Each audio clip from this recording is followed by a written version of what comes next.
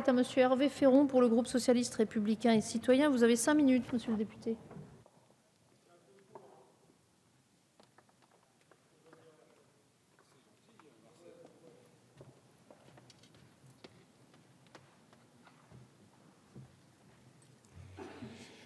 Merci Madame la Présidente, Madame la Ministre, Monsieur le rapporteur, chers collègues.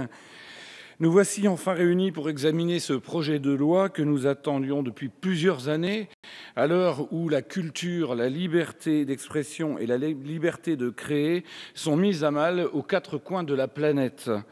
Destruction du patrimoine en Syrie, en Irak, au Yémen, vandalisme vis-à-vis des œuvres de Paul McCarthy et Anish Kapoor, emprisonnement de l'artiste ukrainien Oleg Sentsov en Russie. Dans un tel contexte, on ne peut rester indifférent et on mesure toute l'importance de ce projet de loi. Car, comme vous l'avez dit, Madame la Ministre, c'est le propos de l'art que de ne pas être tiède. L'art est par essence destiné à émouvoir, à interpeller ou même à choquer. Il fait réfléchir, permet de prendre du recul, d'avoir un regard critique sur les choses qui nous sont présentées comme des vérités générales. C'est d'ailleurs pour cela que les régimes liberticides et obscurantistes affectionnent si peu les artistes.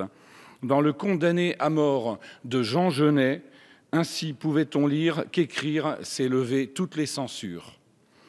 Mais l'art est aussi fraternel, il est républicain. Dans un monde qui se déchire, sujet à la tentation de l'entre-soi et au mirage de l'identité nationale, l'art rassemble autour de valeurs communes, invite au regard vers l'autre, renoue le lien social, crée le désir du vivre ensemble cher à Ernest Renan. Encore faut-il que personne n'en soit exclu, et surtout pas les jeunes dont les pratiques culturelles sont les reflets d'un monde qui se transforme.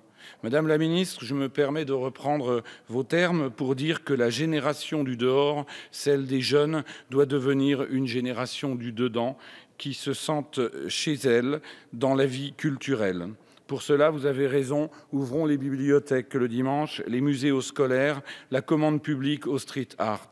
Surtout, profitons de l'exceptionnelle opportunité numérique, puissant vecteur de rayonnement et de développement pour nos artistes émergents, pour démocratiser l'art et créer une véritable égalité des places culturelles. Afin d'aider les talents de demain à s'affirmer sur la scène artistique, les médias doivent également jouer leur rôle en se prêtant à certaines règles permettant d'assurer un minimum de diversité et de soutien aux artistes francophones. C'est l'objet d'un amendement adopté en commission et qui, je le sais, a suscité de vives critiques chez les radios privées. Néanmoins, je reste persuadé du bien fondé de notre démarche.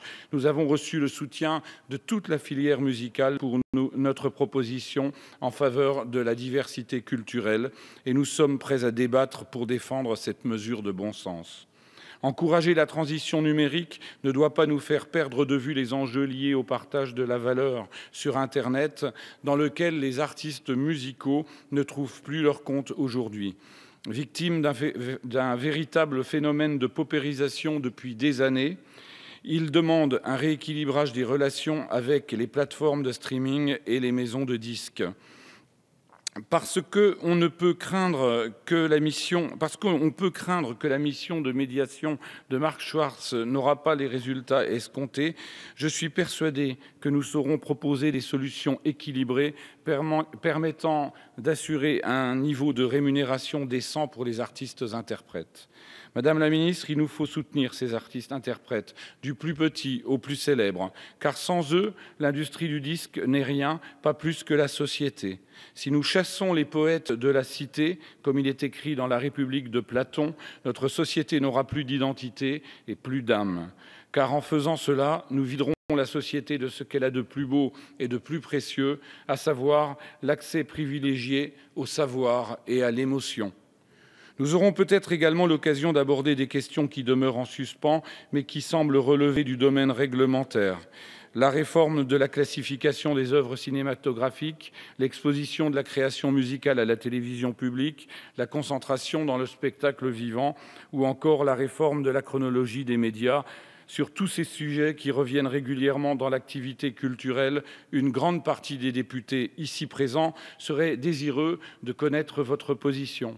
Madame la ministre, chers collègues, les débats promettent d'être passionnants et je souhaite vous redire à quel point nous, députés socialistes, sommes heureux de travailler à vos côtés. Ce projet de loi, j'en suis convaincu, dispose des atouts nécessaires pour répondre aux attentes du monde de la création. Il est de notre devoir de ne pas les décevoir.